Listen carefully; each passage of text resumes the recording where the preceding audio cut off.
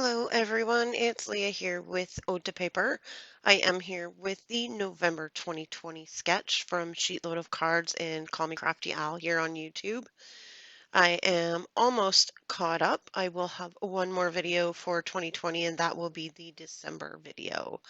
Um, and it'll be on December 30th. So I made my goal. I wanted to get all caught up right back from June before the end of December, and I have done it. So I have pre-matted all of my elements. This sketch makes 6 cards.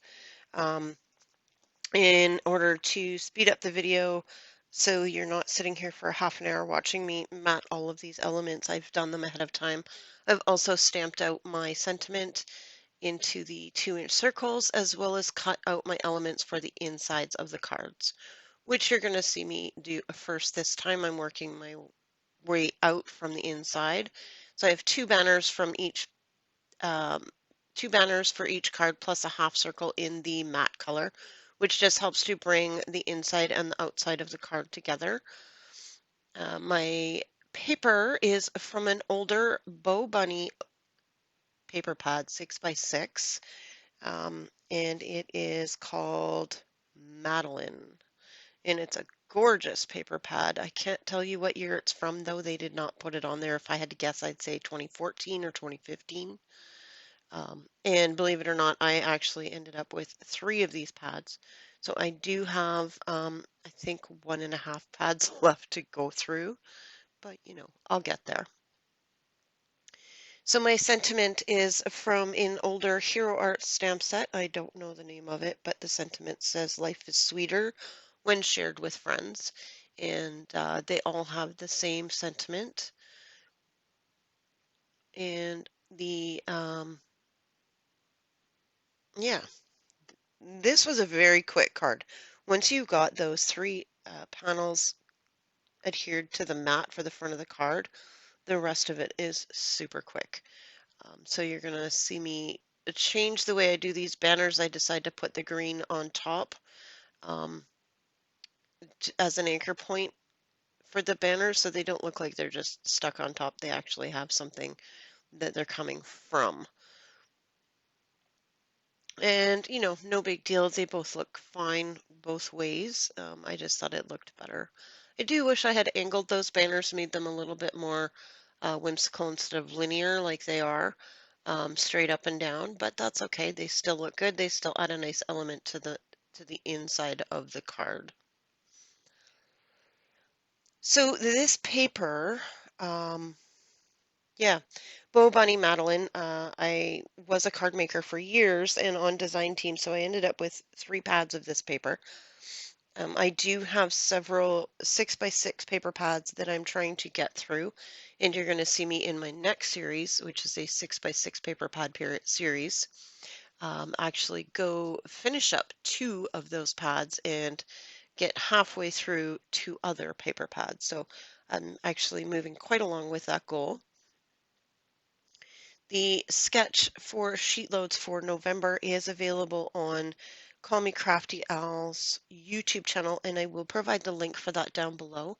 She does ask that you subscribe to her channel and watch the videos for each month to find out how to download the sketch.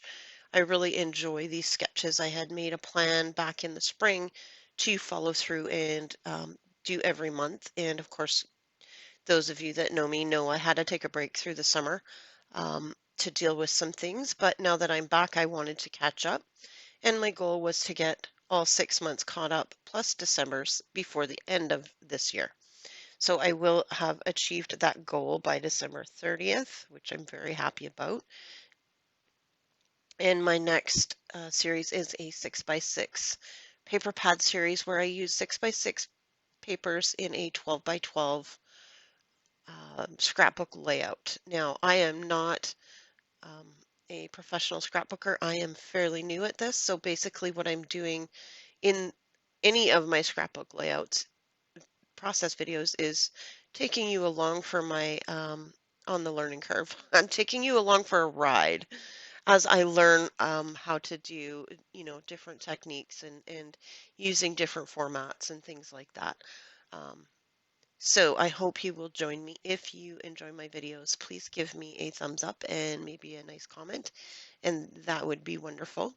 So I have one more thing to do before I add my little Nouveau drops at the end, and that is to place all of these sentiments, which are super quick and easy. I have popped them up on foam tape, and they are all centered above the corners where all three of those papers kind of meet. And yeah, this paper pad is super pretty.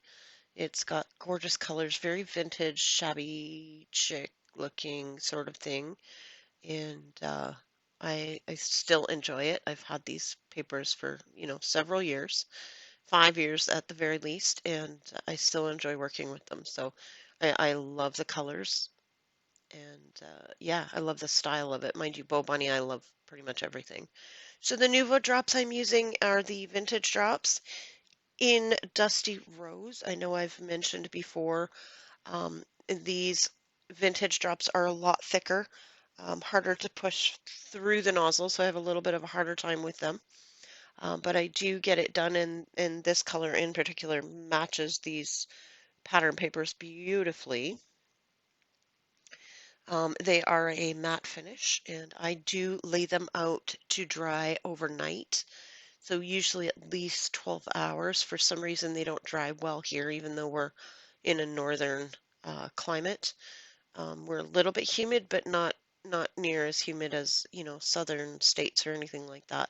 I'm in northwestern Ontario, and we are on Lake Superior. So we get a little bit of extra humidity from the lake, but not a huge ton.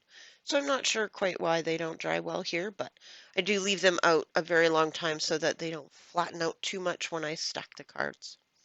So there is my November sheet load for 2020, and thanks for joining me, and I'll see you again soon with the December sheet load. Bye-bye.